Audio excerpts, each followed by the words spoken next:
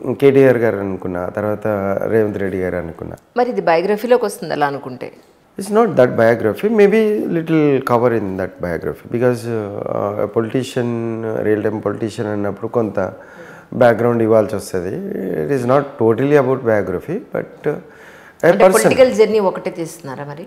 Political జర్నీయే మనకి ఇప్పుడు అవసరం ఉన్నది. ఆ political journey, how the politics influences in our lifes. And అంటే పొలిటికల్ జర్నీలో కూడా మంచి చెడు ప్రతి మనిషి జీవితంలోనూ ఉంటుంది. సో మీరు అవన్నీ పోర్ట్రేట్ చేద్దాం అనుకుంటున్నారా?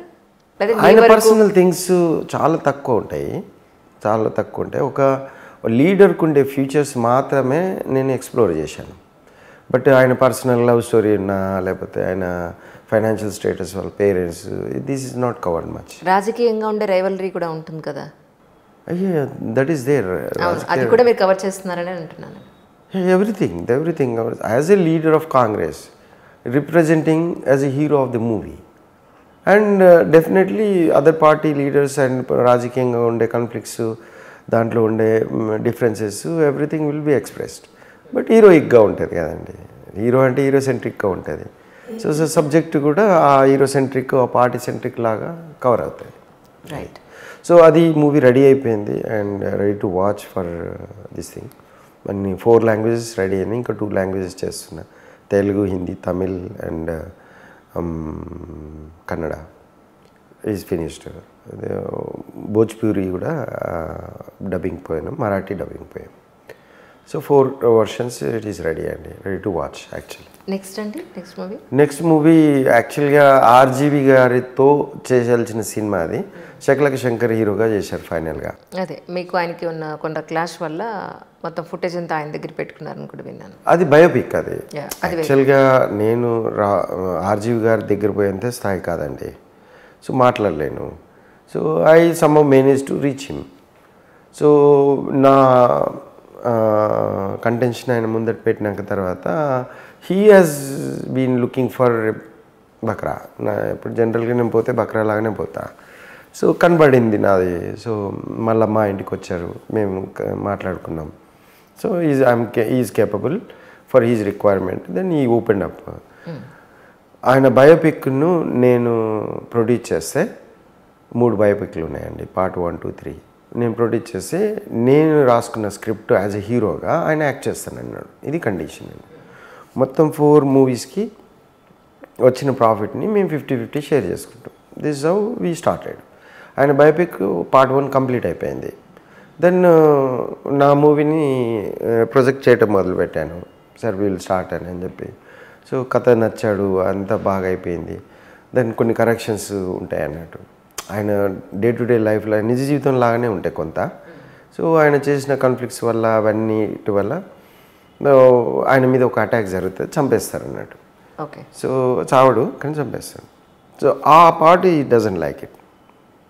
సో ఆడవాళ్ళు బాగా కొట్టుతారు అన్నట్టు, బాగా కొట్టి పడేస్తే చచ్చిపోయారు అనుకుని పోయి అండ్ వదిలేస్తారు అన్నట్టు. అండ్ ఆ పార్టే main cinema next second half అంతా దాని మీద డిపెండ్ అవుతుంది అన్నట్టు. So he doesn't want to do that. ఏదో చిన్న accident, no it has to be that. Film అంటే అలా అని, అది టోటల్ కమర్షియల్ అనవచ్చు, మీరు నవ్వుకోవచ్చు. Every scene you will laugh it. Then అది కాస్త పోయింది. నేను డ్రాక్ చేయను, I can read what is going in there minds అని. సో మేము బాగా we can easily understand each other. అంటే ఇలా మాట్లాడుతుంటే నా మైండ్లో ఏమున్నది అని ఆయన గుర్తుపట్టవచ్చు, ఆయన మైండ్లో ఏముంది నేను గుర్తుపడతాను. ఎక్కడ కాన్ఫ్లిక్ట్స్ ఉండవు అన్నట్టు. స్ట్రైట్ ఫార్వర్డ్ ఆయన, నేను. సో ఇది అనే కాడికి వచ్చినాక తర్వాత మీరు చేస్తే will go further and talk, otherwise just leave it matter అన్నాను. నో ఐ విల్ నాట్ అన్నాడు. దెన్ అప్పటి నుంచి ఇప్పటివరకు నేను కాల్ చేయాలి, ఆయన నాకు కాల్ చేయాలి, అంతే. We never had any fight. But ఆయన బయోపిక్ ఆయన సొంత స్టోరీ కాబట్టి ఈ wrote that I paid everything and it is in my production. So ఆయన NOC అవి అన్నీ ఇచ్చాడు. బట్ ఏం చేసాడు, ఉన్న ఫ్రీడమ్ ఇచ్చినందుకు నా డేటా అంతా ఆయన దగ్గర కాపీ చేసి పెట్టుకున్నాడు. సో అది కాస్త ఎలా అంటే, నేను నాకు ఇచ్చిన వెంకటి, ఆయన అయితే డైరెక్ట్ అనలేడు, నేను అది రిలీజ్ చేసేసుకుంటా, అది నాది, నేను రాసుకున్నది అని చెప్పి. ఆ మూవీకి ఆయన క్రియేటివ్ డైరెక్టర్. మరి అసలు డైరెక్టర్ వచ్చి దొరసాయి తేజ, వేరే అబ్బాయి. అండ్ నేను ప్రొడక్షన్ జనరల్గా మేమే ప్రొడక్షన్ నడుస్తాం. ఈవెన్ దాని పేరేంటి దిశ దానికి కూడా లైన్ ఆఫ్ ప్రొడక్షన్ మేమే ఇచ్చాము మామకు క్రియేషన్. సో అలా journey was very good actually. But ఆ కాన్ఫ్లిక్ట్స్లో నేను తొందరపడ్డానా లేకపోతే ఆయన నిజంగానే చేశాడా ఆ ప్రెడిక్షన్లో నేను ప్రికాషన్ మెజర్స్కి నాకున్న రైట్స్ని దాని మీద ఆయన మీద కేసు వేసాను, ఆ డైరెక్టర్ మీద కేసాను. This is what I going to be happen. It will be a class.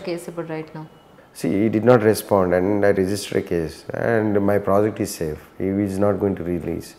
So if he comes and go further, we'll have a chat and negotiate some discussion. We'll go and release, that's it. నాకు ఆయనకు మీద పర్సనల్గా కూడా ఏముంటుందండి. నాకు అంత huge money పెట్టి నేను ఆయనతో కొట్లాడుకోవడం, నా మనీ రాకుండా ఉండటం, తిట్టడం కొరకు అట్లాంటివి ఏమి ఉండే కదండి. Is a nice man, for me nice man.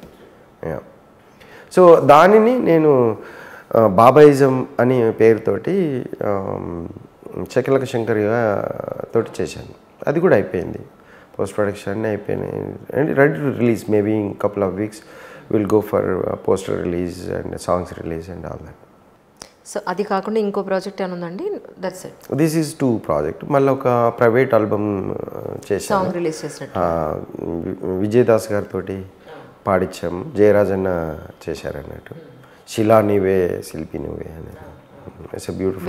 విన్నాను నేను మీరు పంపించింది, విన్నాను, చూశాను. అది it was an accidental decision. It was okay, beautiful అండి అది. అంటే భగవద్గీతను మామూలుగా పవిత్రమైన గ్రంథం కదా మనకి. సో మంచి ప్లేస్లలో వినడానికి ఏడ ఛాన్స్ లేదు. ఇప్పుడు ఏడ I did not see Bhagavad Gita was running around. అవును అవును, ఎవరైనా పోతే తప్ప అది రాదు. విందామంటే ఇప్పుడు పెట్టరు వాడు, పట్టుకొని తిరుగుతూ ఉంటాడు. సో మనిషి బతుకున్న కాలంలో ఒక మంచి పాట కానీ ఒక సాహిత్యం కానీ ఉంటే బాగుంటుంది అనే ఆలోచనలో ఉండేది. నేను ఈ కథ రాస్తున్నాను ఇప్పుడు, ఏదైతే మేరా భారత్ దయాకర్ గారితో చేస్తున్న కథల్లో ఒక సబ్జెక్ట్ అప్పుడు నన్ను పీడిస్తున్న సబ్జెక్ట్ అది. లక్షల కోట్ల జీవరాశుల్లో కేవలం మనుషులకు మాత్రమే గాడ్ రిలీజియన్తో సంబంధాలు. సో మనిషి యొక్క బిహేవియరల్ కాన్సెప్ట్స్ మీద నేను చేస్తున్న R&D అండి.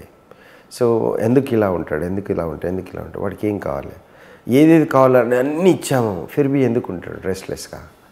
So what is actually his behavioural structure, what is driving అనే దాని మీద రీసెర్చ్ చేస్తున్నా అండి. సో ఫైనల్గా ఏంది కంక్లూజన్ జస్ట్ అని అంటే, పంచేంద్రియాల ద్వారా అంటే ఆల్ దిస్ 5 ఇన్పుట్స్ ద్వారా బ్రెయిన్ అనేది కొద్ది డిఫరెంట్ స్ట్రక్చర్ ఉండటం వల్ల అది ఇంటర్నల్గా కొన్ని ఆల్గోరిథమ్స్ని స్టేట్ ఆఫ్ సిచ్యువేషన్ బేసిస్లో ఎగ్జిక్యూట్ చేస్తాయి. సో ఆల్గోరిథమ్ పికప్ అనేది స్టేట్ ఆఫ్ సిచ్యువేషన్ మ్యాటర్స్ అన్నట్టు. ఇప్పుడు సేమ్ కంటెంట్ ఇప్పుడు మీకు చెప్తున్నది కెమెరామ్యాన్కి ఇక్కడ సేమ్ కంటెంటే input, but they understand different. అవును, ఎగ్జాక్ట్లీ. మనం ఒక విషయం చెప్తే మన చుట్టూ ఉన్న 10 మంది 10 రకాలుగా అర్థం చేసుకుంటారు. మనం చెప్పిన ఒకే వేలో వాళ్ళు అర్థం చేసుకుంటారు. ఆ మీనింగ్ ఎట్లా అనేది కొంత సైంటిఫిక్గా దగ్గర ఉండేటట్టు నన్ను హ్యాపీ చేసుకోవడానికి చేసిన ప్రయత్నమే DNA అనే ఒక కంటెంట్ ఉంటుంది మనకి. సో ఆ కంటెంట్లో మనం ట్రిగ్గర్ ఇస్తే ఆ ఇన్ఫర్మేషన్ అన్ఫోల్డ్ అవుతుంది. ఓకే అండి. సో ఈ అన్ఫోల్డ్ అయిన ఇన్ఫర్మేషన్కి మనం ఒక ఎమోషన్ కానీ ఒక థాట్ కానీ అంటే ఒక స్టేట్ ఆఫ్ ఒక హార్మోన్ క్రియేట్ అవుతుందండి. అంటే ఒక ట్రిగ్గర్ని ఇచ్చినప్పుడు DNA నుంచి ఒక హార్మోన్ క్రియేట్ అవుతుంది.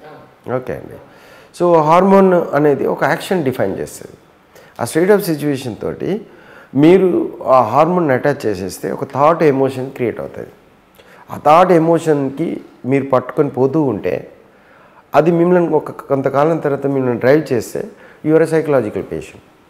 మీరు కొన్ని క్వశ్చన్స్ అడిగారు, ఓట్లు వీళ్ళు వేయకపోతే వీళ్ళు ఇలా అవుతారు, ఇది ఇంకా ఎప్పుడు తెలుసుకుంటారు, వాళ్ళు కరప్ట్ చేస్తున్నారని, ఇది అదే అని చెప్పేసి. ఇది ఏంటంటే ఒక థాట్ ప్రాసెస్లో ఒక డ్రైవ్ చేస్తున్న వ్యవస్థ అండి.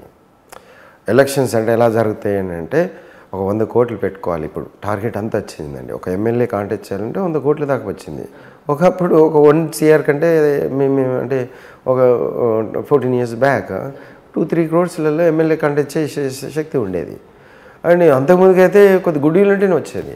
అదే విషయంలో కదా మీరు చాలా ఓపెన్గా ఇంతమందికి ఇచ్చా అంతమందికి ఇచ్చా అని చెప్పని మీరు మాట్లాడినప్పుడు జయప్రకాష్ నారాయణ గారు బొమ్మాకు మురళి చాలా ఓపెన్గా చెప్పారు. ఆయన అంత ఓపెన్గా చెప్పినందుకు నాకు చాలా సంతోషం. జనరల్గా పొలిటికల్గా ఇది జరుగుతోంది అని ఓపెన్గా చెప్పేవాళ్ళు ఎవరు లేరు, ఉన్నది ఉన్నట్టు మాట్లాడేవాళ్ళు ఎవరు లేరు అని చెప్పని ఆయన ఒక మాట మాట్లాడారు. I felt really so happy. నిజంగా అంటే నాకు అనిపించింది రాజకీయాల్లోకి రావాలనుకునే వాళ్ళు, రాజకీయాల్లోకి ఆల్రెడీ కొత్త బ్లడ్ ఎవరైతే వస్తున్నారో వాళ్ళు, వీళ్ళందరూ కూడా నిజంగా అంత నిజాయితీతో కనుక ఉండుంటే, కమింగ్ ఫ్యూచర్లో ఉన్న ఉంటే డెఫినెట్గా there will be A change కదా అనిపించింది. ఉండేది నీవరు కదండి, ఇది ఒక కుట్ర యాక్చువల్లీ. ఇది ఒక ప్లాన్డ్ కైండ్ ఆఫ్ స్టఫ్. అధికారము అనేది మనిషికి ఈ మూడుతో పాటు నేను చెప్పిన బాగా తినడం, పడుకోవడం, సెక్స్, వీటితో పాటు అధికారం ఎక్స్పెరిమెంట్ చేయటం అనేది వాడి యొక్క లక్షణం అన్నట్టు. వాడు ఇలా కూర్చున్నాడు అనుకోండి, కమాండింగ్ చేయడం మొదలు పెడుతుంటాడు. మీరు చూసారు అది? ఏదండి, జయప్రకాష్ నారాయణ గారు మీతో చేశారు, కాల్ కూడా చేశారు, మాట్లాడారు. So how bold you are అని చెప్పేసి. దాంట్లో ఏంటి సార్, నిజమే కదా. అంటే డబ్బులు లేకుండా పాలిటిక్స్ చేస్తున్నారంటే మీరు కూడా చేస్తలేరని నేను ఆయనకే చెప్పాను నేను. So it is funny actually. అసలు జీరో పాలిటిక్స్ అనేది ఇప్పుడు మన దగ్గర నడిచే విధానం లేదు. ఇప్పుడు బాబు నేను మీకు మంచి చేస్తాను రా బాబు, మీరు నాకు ఓటేంటి అంటే వేసేవాడు ఎవరు లేడు కదా సార్. అంటే మనం తయారు చేసాం కదా మనం. వాళ్ళు అలా చేయటానికి వాళ్ళంత వాళ్ళ ఇనిషియేటివ్ ఎంత ఉన్నది అని చెప్పేస్తే వాళ్ళని తప్పుగా పెట్టచ్చండి. వాళ్ళకి చేతులు కాలు కట్టేసేసి వాడు గజ ఈతగాడైనా అండి, గజ ఈతగాడు మామూలు ఈతగాడు అనుకోండి, చేతులు కాలు కట్టేసేసి ఒక సముద్రంలో పడేసేస్తే వాడు చచ్చిపోయాడు అనుకోండి. వాడికి ఈత రాదనంటే ఈతొచ్చు, కానీ ఫెసిలిటీస్ లేవు కదా, కంఫర్ట్ లేదు కదా వాడికి. సో వీటి కంఫర్ట్ లేకపోతే ఏం చేసి ఏదో ఒక ఆధారం తీసుకొని పోతున్నాడు అంతే. You need to be existed in the society is defined. So ఆ డెఫినేషన్లో ఎలా ఉంటున్నాడు అని అనేది వీళ్ళు డిఫైన్ చేస్తున్నారు కదా. వాళ్ళకి నీకు ఎలా ఉంది ఇప్పుడు, కొన్ని రోజుల తర్వాత అది కూడా లేదు. ఇప్పుడు ఏ ఎలక్షన్లో ఈ మధ్యకాలం జరిగింది 40 to 60% కంటే ఎక్కువ ఓటర్స్ పోయి ఓట్లు వేయట్లేదు. ఎందుకండి మిగిలిన 40% ఎవరు వేయట్లేదు తెలుసా అండి? ఎడ్యుకేటెడ్ వాళ్ళే వేయట్లేదు. అవును, ఎందుకు వేయట్లేదు అంటే ఈవీఎం అనేది it is killing the interest of it ma'am. అంటే ఇది అర్థం చేసుకునే వాళ్ళకి బయట వచ్చి మాట్లాడలేదు. ఎందుకంటే తరతరాలుగా అణచివేతకు గురైన ఒక వ్యవస్థ బ్లడ్లో ఉన్నప్పుడు వాడికి ఉన్న చిన్న ఒక అవకాశం, ఒక జాబ్ రూపంలోనో ఒక ఏదో ఒక బిజినెస్ రూపంలో అవకాశం వచ్చి అవన్నీ మానేసి వాడు ఓటు వేసుకొని వచ్చి ఒక రాంగ్ పర్సన్ పెట్టుకొని వాటితో గొడవ పెట్టుకోవటం, ఇవన్నీ ఎప్పుడు పెట్టుకుంటారండి? ఒకటి ఇప్పుడు మనకు ఆధార్ కార్డు ఉంది, మన ఇంట్లో ఉండి కూడా మనం మన ఆధార్ కార్డుతోటో మన పాన్ కార్డుతోటో ఒక ఓటు వేయగలిగే వ్యవస్థ రావాలండి. లేకపోతే ఏమైపోతుంది, ఇప్పుడున్న పరిస్థితి ఏంటి, అంతసేపు వెళ్ళి ఎండలో నుంచి లైన్లో నుంచి ఓటేద్దాం అనేటప్పుడు మీ ఓటు ఇక్కడ లేదంటే ఇక్కడ తీసేశారు అని అంటున్నారు. తీసేసేటప్పుడు అమ్మ మీ ఓటు ఇక్కడి నుంచి తీసేస్తున్నాం, మీ ఓటు సో ప్లేస్లో ఉంది అని చెప్పాలి. అది ఎవరు చెప్పరు. ఇప్పుడు ఎలా అంటే రోడ్డు మీద తవ్వేసి ఎవరిష్టం వచ్చినట్టు తవ్వేసి ఎవరిష్టం వచ్చినట్టు వాళ్ళ ఇంటి ముందు స్పీడ్ బ్రేకర్స్ వేసేసుకున్నట్టుగా మన ఓటింగ్ కూడా అలాగే ఉంది గట్టిగా చెప్పాలంటే. ఎలక్ట్రానిక్ సిస్టమ్ ఓటింగ్కి అటాచ్ చేయకూడదండి. ఇప్పుడున్న మన సమాజం అంత ఎత్తుకు ఎదిగినప్పుడు ఆ కంఫర్ట్ లెవెల్లో ప్రతి వాడికి ఉన్నప్పుడు దట్ ఈస్ కరెక్ట్ ఆప్షన్ అండి. ఇప్పుడు అన్ఎడ్యుకేటెడ్గా ఉన్న వాళ్ళ పర్సంటేజ్ చూస్తే మోర్ దెన్ 60% ఉంది. మీరు యాప్ కానీ ఈవీఎం కానీ ఇవన్నీ కరప్షన్కి ఉపయోగపడేటివే. ఓకే అండి, మనం ఎదుగుమనని అన్నాము. ఎలా ఎదగమనని ఇన్స్ట్రక్షన్ ఇచ్చాము. ఎదుగుదలలో మార్పులు అనేది సహజం కాబట్టి ఆ మార్పులకు అనుగుణంగా ఎదుగుతూ ఉండాలి. అది వాడు ఎదగనే లేదు, ఈవీఎం అటాచ్ చేసి యాప్లు ఇచ్చేస్తే వాడు ఇట్లా చేస్తాడండి. ఒకవేళ యాప్లోనే ఎలక్షన్ కాంటాక్ట్ చేయాలి, ఓట్లు వేయాలి అని అంటే ఓట్లు ఎవరు వేస్తారు? ఒక అన్ఎడ్యుకేటెడ్ కాడు యాప్ని ఏం నొక్కమని చేయలేడు కదా. సో ఆ స్థాయికి వచ్చినప్పుడు అది చేస్తే కరెక్ట్ అండి. యుఎస్ లాంటి కంట్రీలనే, జపాన్ లాంటి కంట్రీలో హైలీ నాలెడ్జ్ 99% ఉన్న ఎడ్యుకేషన్ లిటరసీ ఉన్న వాళ్ళే ఇది ఎందుకు పడతలేరు అన్న పాయింట్ మనం ఎందుకు ఆలోచిస్తలేం? మరి మన రాజ్యాంగంలో ఎన్నికలు ఇలా జరిగితేనే మనకి న్యాయం జరుగుతుందని ఎక్కడ రాయలేదండి? మంచిగా రాశారండి. ఎలక్షన్ సిస్టమ్ ఓ 5 yearsకి ఒకసారి జరగాలి, ECI is responsible for it. దాన్ని వాళ్ళకు అనుగుణంగా ఆ ఫార్మాట్లోనే ఎగ్జిక్యూట్ చేయాలి అని అనేది ఉన్నదండి. కానీ వీళ్ళకి ఇష్టం వచ్చినట్టు చేసేసారు కదా. కాంగ్రెస్ గవర్నమెంట్ లాంగ్ బ్యాక్ 85, 89లోనో ఈవీఎం స్టార్ట్ చేశారు, ఇంకోటి వాడుతూ ఉన్నాడు.